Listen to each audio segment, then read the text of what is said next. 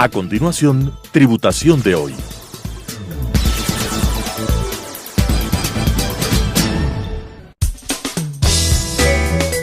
Clasificación A. Apto para todo público.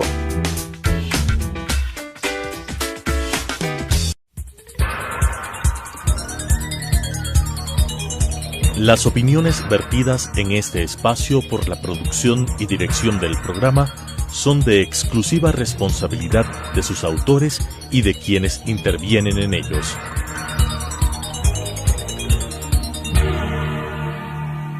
Telesucesos Canal 29 UHF presenta Tributación de hoy, un programa destinado para los ciudadanos en su entorno fiscal para el Ecuador, con la conducción de la doctora Cristina Trujillo. Tributación de hoy.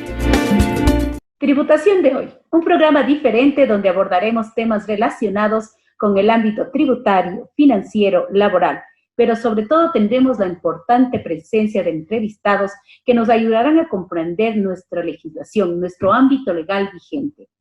Todos sabemos lo que estamos viviendo, una emergencia sanitaria, un estado de excepción, situaciones difíciles y complicadas para muchas personas, con el cumplimiento obligatorio de quedarnos en casa. Es así que hoy tenemos una edición especial con un abogado tributarista de altísimo prestigio en nuestro medio y gran amigo de nuestro programa Tributación de hoy, Pablo Villegas. Pablito, ¿cómo estás? Qué gusto verte desde casa. ¿Cómo estás pasando esta cuarentena? Y quiero abordar contigo todos los temas tributarios importantes que han tomado, hablemos, ese revuelo hoy que estamos en la emergencia sanitaria, las diferentes resoluciones que ha emitido el Servicio de Rentas Internas y los decretos que se han emitido en materia tributaria. Bienvenido, Pablo, a Tributación de hoy.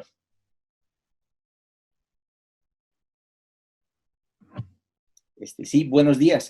Buenos días, Cristina, buenos días con todos. Como todos, estoy expectante acerca de lo que se nos viene, ¿no?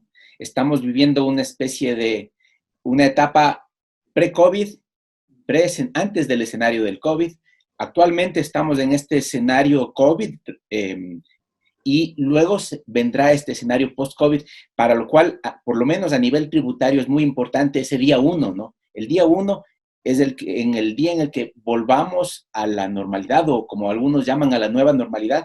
Ahí vamos a tener algunos efectos de manera tributaria.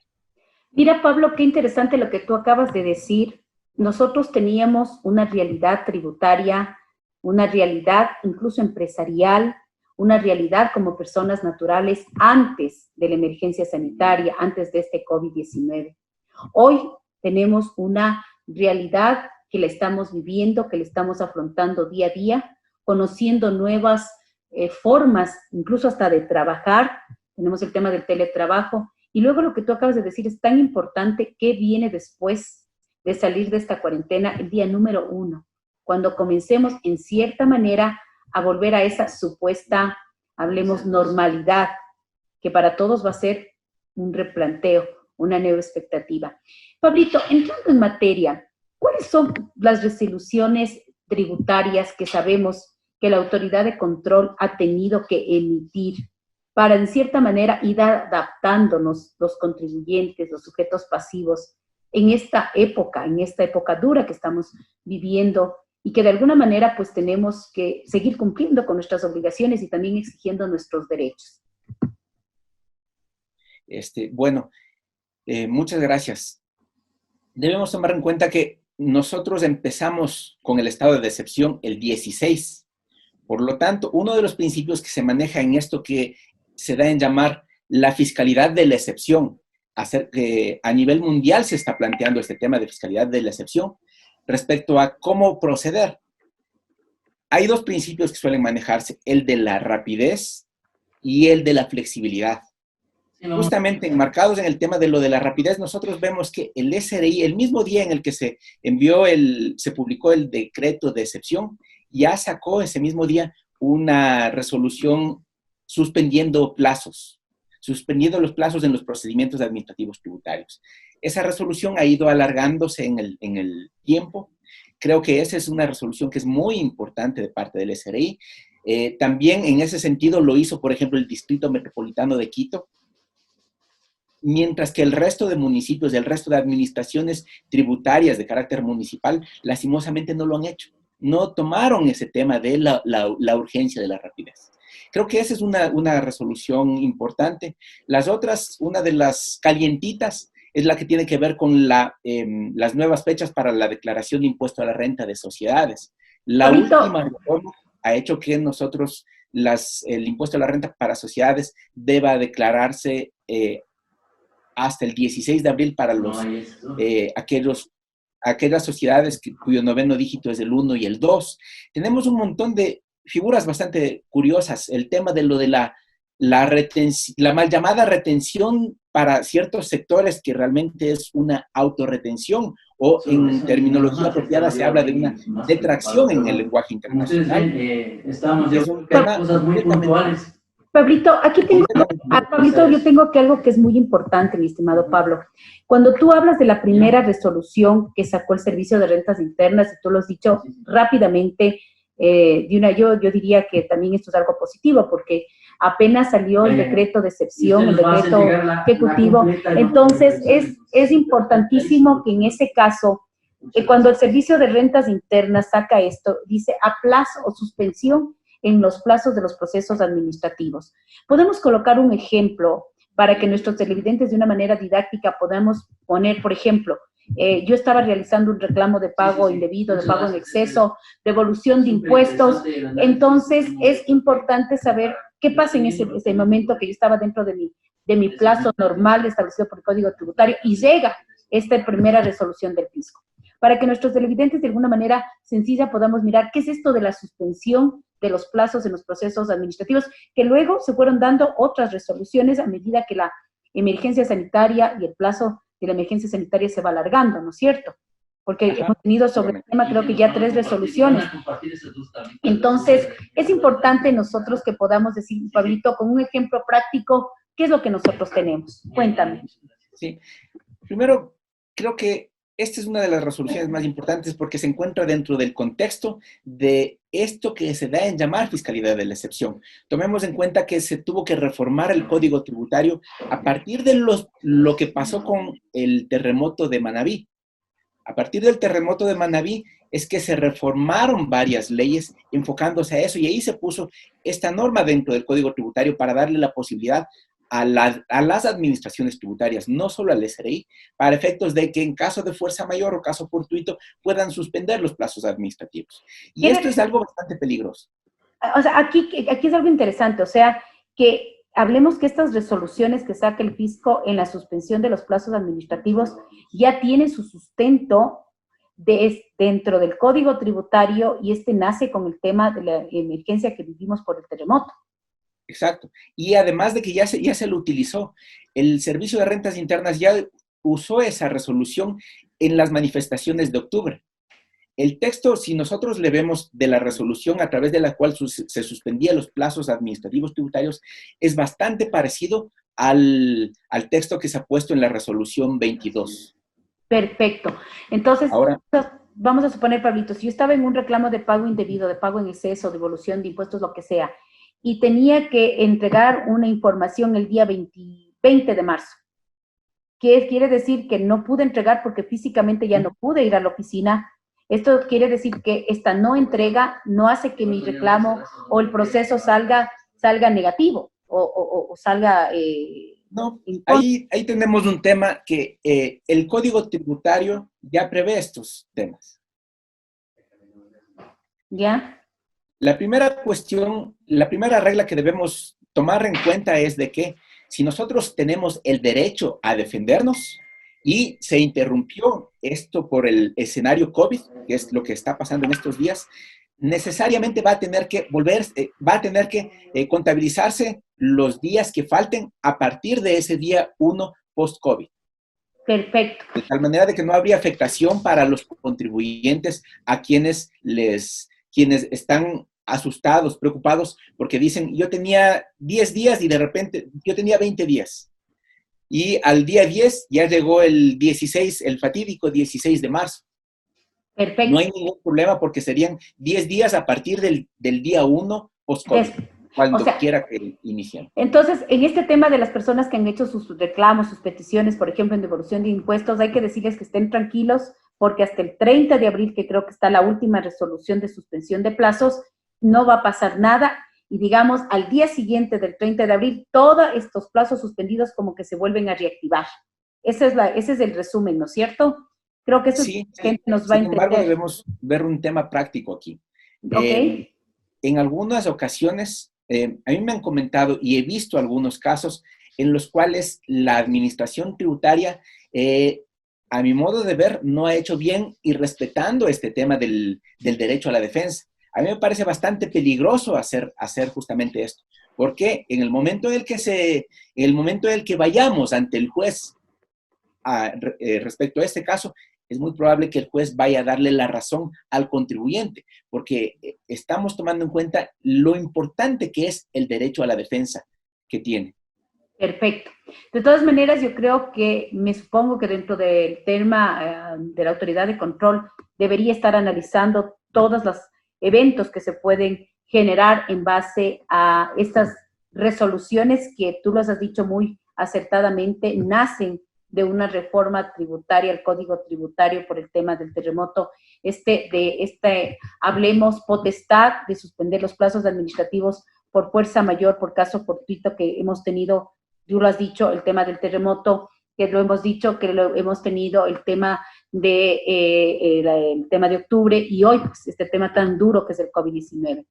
También tuvimos otras resoluciones acerca de la suspensión también, o mejor dicho, alargamiento de plazos en el tema de algunos anexos, y también un decreto presidencial muy, pero muy importante, que fue el tema del diferimiento del pago del impuesto a la renta para algunos sectores, que también es importante aclarar que en principio parecía que era para todos, pero que en el decreto presidencial, creo que es 1021, 1027 que emitió el presidente de la República, establece en su artículo 2 que el diferimiento a 6 meses del impuesto a la renta son para sectores que están más afectados por la crisis COVID-19.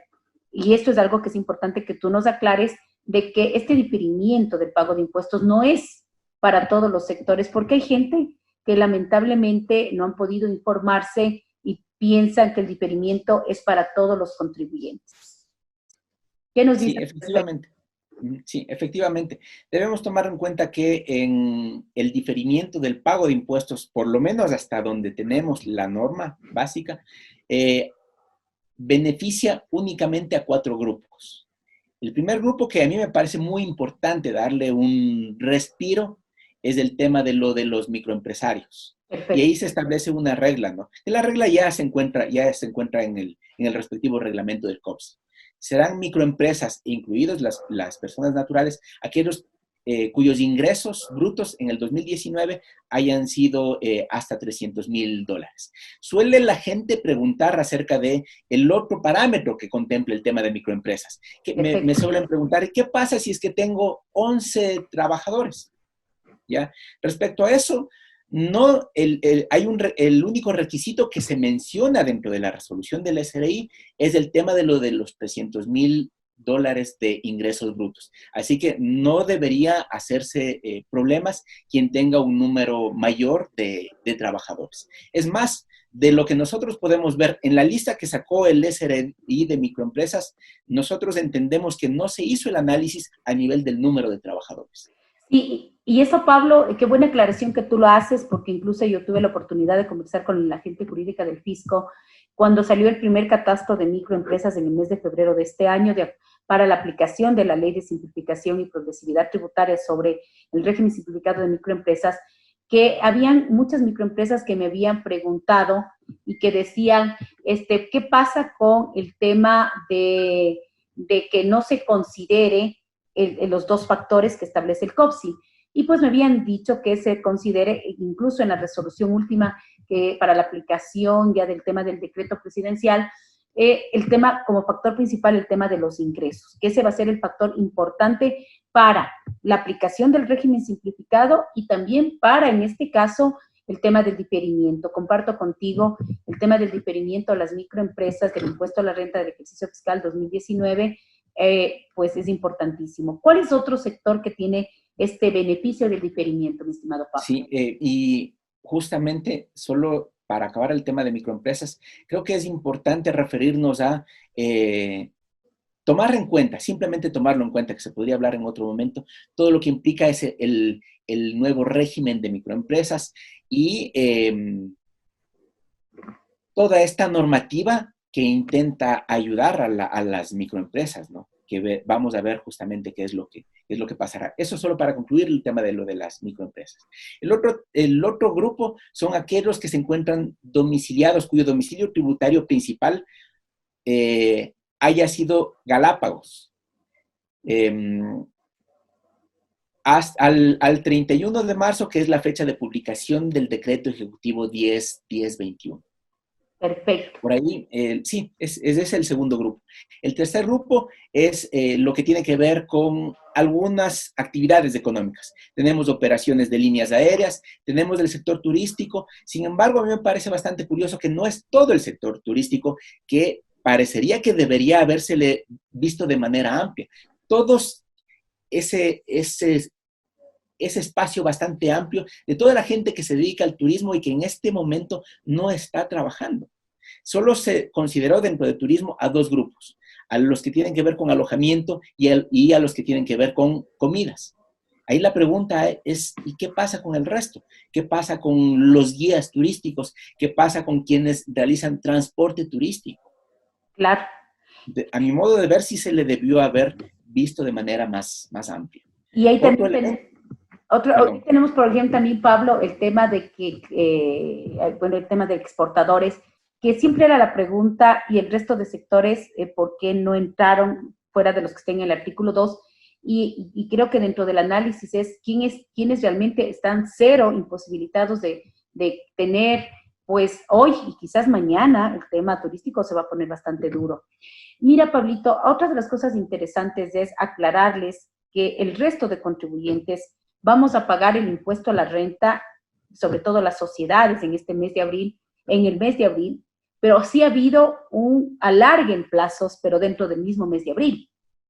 Sí, en algunos casos de unos 5 días. 2 días, 1 día, dependiendo. Entonces, esto también es importante que sepan, ¿no? Que las sociedades seguimos aplicando el impuesto a la renta dentro del mes de abril, pero lo que vamos a tener es simplemente días adicionales, pero dentro de nuestro mismo mes de obligatoriedad. Hablabas tú algo interesante.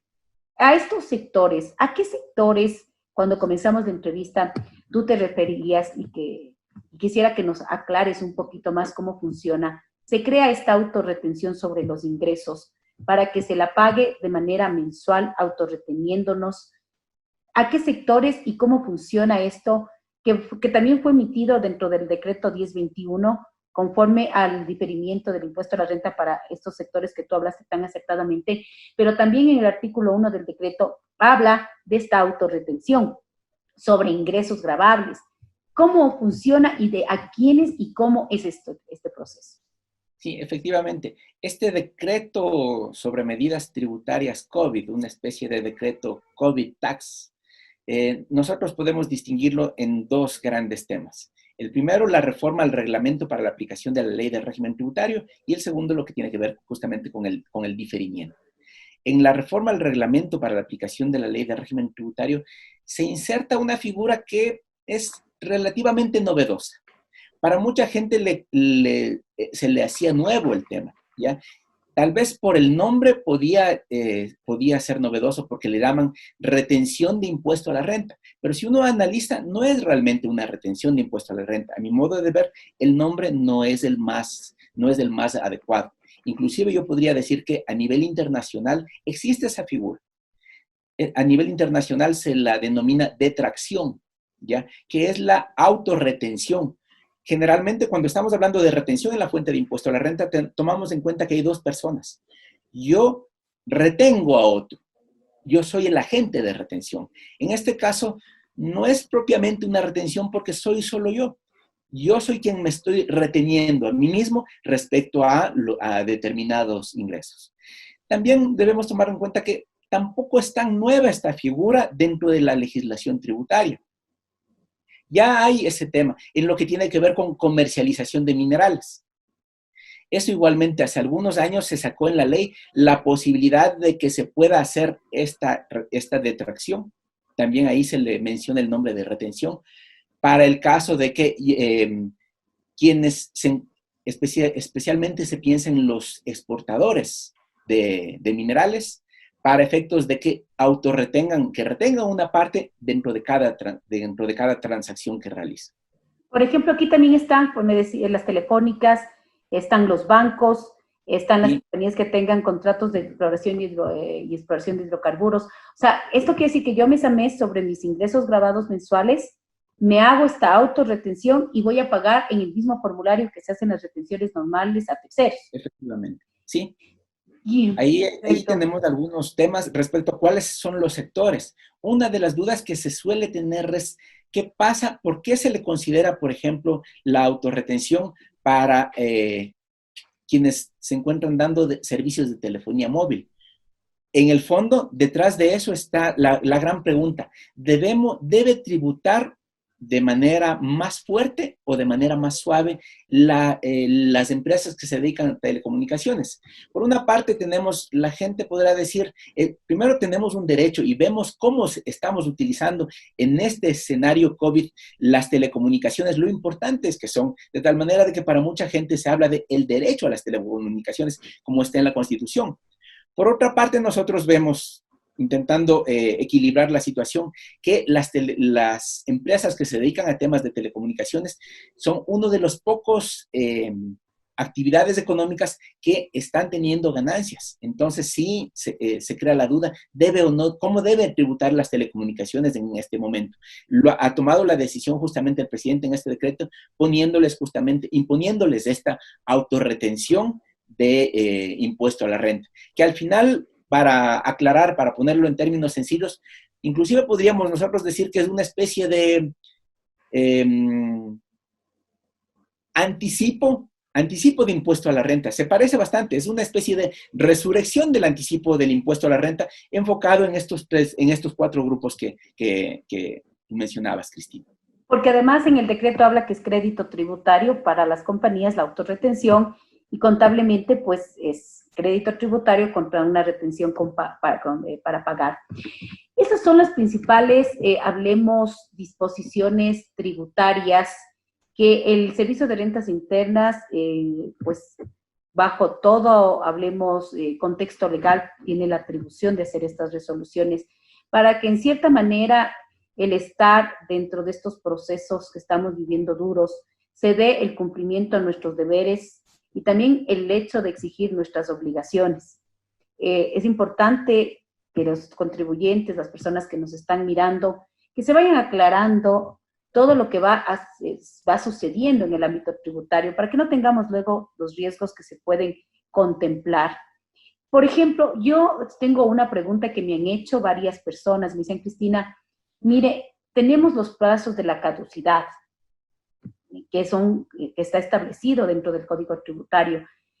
Voy a hacer una pregunta de las muchas y estaba justo revisando de todos nuestros televidentes, como nos van haciendo, tanto a nuestro canal, a redes sociales, a nuestro canal, a nuestro programa en Telesucesos, como en redes sociales, y me decían, Cristina, yo tengo mi impuesto a la renta del ejercicio fiscal 2016, que sabemos que tenemos un proceso de que el fisco nos revise, que son 3 años post declaración. ¿Qué pasa con este, que si nos puede explicar de una manera muy sencilla, qué pasa hoy que sabemos que el derecho a la determinación por parte de la autoridad fiscal son 3 años o 3 años más, dependiendo si el impuesto está pagado en todo o en parte? ¿Cómo va a funcionar esto en el momento que yo sé que tengo que presentar mi declaración en este abril y que la declaración no se ha suspendido, porque igual estás presentando tu declaración de impuesto a la renta en el mes de abril por las sociedades? ¿Cómo funciona?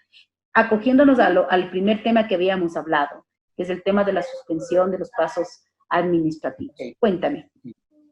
Veamos, primero debemos separar 2 cosas. La gente suele pensar que el hecho de presentar declaraciones de impuesto a la renta es parte del procedimiento administrativo. Y eso debemos aclarar que nada tiene que ver, no es un procedimiento administrativo como tal. no, y eso no solo lo decimos aquí, ya existe suficiente jurisprudencia a nivel internacional que avala esto. No tiene, el hecho de que yo tenga la obligación de presentar la declaración de impuesto a la renta o de cualquier otro impuesto, no se crea un procedimiento administrativo. El procedimiento administrativo es aquel que debe concluir con un acto administrativo. Eso en primer lugar, le hemos separado. En segundo lugar, es bastante curioso, para poder dar respuestas a la mayor parte de casos, deberíamos tomar en cuenta dos elementos. Existen procedimientos administrativos respecto a los cuales yo, contribuyente, inicio. Ahí tenemos consultas, tenemos reclamos, tenemos recursos. Y existen otros procedimientos administrativos en los cuales quien inicia es la administración tributaria. Ahí tenemos los procesos de determinación, tenemos las liquidaciones de diferencias, etc. Dentro de esos, los que suelen tener riesgo en un escenario COVID son aquellos que han iniciado antes de que en un escenario pre-COVID y cuyos efectos están o se deberían estar desarrollando en estos momentos, y aquellos procesos administrativos que deberían estar iniciándose en este momento. Ahí tenemos todas estas figuras. La primera, y dentro de esto también hay una regla que me parece muy importante dentro del Código Tributario. ¿Cómo se computan los plazos? Los plazos se computan tomando en cuenta el número de días hábiles y tomando en cuenta si es que se trata de, si es que se computan los plazos en años, por ejemplo, que sería el caso que tú mencionas, se computan en el respectivo día. Por lo tanto, tomemos un caso práctico. Si es que se trata de un contribuyente al cual presentó que fue del ejercicio fiscal, que tiene el impuesto a la renta dentro del 2016. Presentó su declaración en el 2017. A partir del 2017, que es a marzo o abril, dependiendo si es persona natural o sociedad, tenemos nosotros 3 años, es decir, 2018, 2019, 2020, para que le notifique con la determinación, para que le realice el proceso de determinación y concluya el proceso de determinación el SRI. Sin embargo, en la práctica suele pasar lo siguiente. Realmente hay una norma, el artículo 95 del Código Tributario, que permite que el SRI le notifique con el inicio del proceso de determinación, le notifique con la orden de determinación dentro de estos 3 años. Y si la ha notificado con esa orden, tiene 1 año a partir de la notificación para poder realizarse. Perfecto. Entonces, realmente en la práctica lo que podríamos ver es que habrán algunos casos en los cuales sea la declaración del impuesto a la renta no del 2016, sino del 2015. ¿Por cuánto? Fue el ejercicio fiscal 2015 que presentaron dentro del 2016. A partir de eso tenemos los 3 años, 17, 18 y 19. El SRI probablemente en los últimos días le notificó con la orden de determinación y se extendió hasta estos días. Y ahí es donde hay la duda y el riesgo tanto para el contribuyente como para el SRI. Nosotros, si nos ponemos el chip del SRI, del funcionario del SRI, estará asustado porque dirá, yo tengo 1 año a partir de la notificación con la orden de determinación, ¿y qué es lo que hago? ¿Cómo le cierro? Entonces, sí estamos con esos escenarios que pueden ser de peligro para los dos, tanto para el contribuyente como para la administración tributaria. Yo pienso que aquí deben estar haciéndose ya los análisis respectivos de ambos lados, ¿no? Porque, como tú dices, esto es una situación nueva que nos está tocando vivir y que hay que estar claros en qué son mis derechos y qué son también mis obligaciones. Mira, Pablo, como siempre contigo, el tiempo se nos pasa volando. Creo que hemos sido lo más concretos posibles en los temas principales de todo este proceso resolutivo y de todas estas nuevas disposiciones que ha tenido que tomar el organismo de control, el Servicio de Rentas Internas. Tú lo has dicho de una manera muy, muy sencilla, de una manera rápida, de una manera efectiva, adaptándose lógicamente a esta nueva emergencia sanitaria. Y pues vamos también a estar atentos y solo para despedirnos, sabemos que ya se envió y quiero que nos confirmes el proyecto de ley COVID a la Asamblea Nacional. Sí, efectivamente se lo envió ayer en la noche, ya tienen conocimiento la Asamblea. Perfecto, entonces estamos a la espera de que la Asamblea lo apruebe y estaremos en la expectativa de qué es lo que nos va a regir con esta ley del COVID-19, que pues, todos los países del mundo hemos tenido que tomar medidas y expectativas nuevas. Pablo, quisiera que nos des un mensaje final para cerrar nuestro programa de tributación de hoy. Sí, muchas gracias. Creo que es uno de los elementos importantes dentro de esto que se denomina la fiscalidad de excepción, son los principios de rapidez que habíamos dicho. Es necesario que las administraciones tributarias municipales se apuren en sacar estas resoluciones de suspensión de plazo. Y en segundo lugar, otro elemento importante, otro principio importante dentro de la fiscalidad de excepción es la flexibilidad. Las administraciones tributarias, o en este caso el Estado, dentro de este proyecto de ley que han presentado, deben procurar, en la medida de lo posible, ser lo más flexibles con el contribuyente. Así es. Pablo, como siempre, tu exposición brillante y como siempre recordarles a nuestros queridos televidentes, quedémonos en casa, cumplamos con las disposiciones que hoy tenemos bajo esta ley de excepción, esta emergencia sanitaria. Hagamos que día a día el reinventarnos, el ser solidarios, el tomar como esta situación bajo una nueva expectativa, un nuevo amanecer para todos. Estamos conscientes que en el día de mañana las cosas habrán cambiado, pero póngale ganas, póngale corazón, póngale ese esfuerzo permanente y diario, usted mismo, para sus familiares, que esta cuarentena saque lo mejor de usted. Esfuerzo, ánimo, sigamos adelante y nos volveremos a ver en una edición más de Tributación de hoy. Gracias, Pablo, y estaremos a la expectativa de las reformas y de los cambios tributarios que se apliquen. Muy buenas noches. Las opiniones vertidas en este espacio por la producción y dirección del programa son de exclusiva responsabilidad de sus autores y de quienes intervienen en ellos.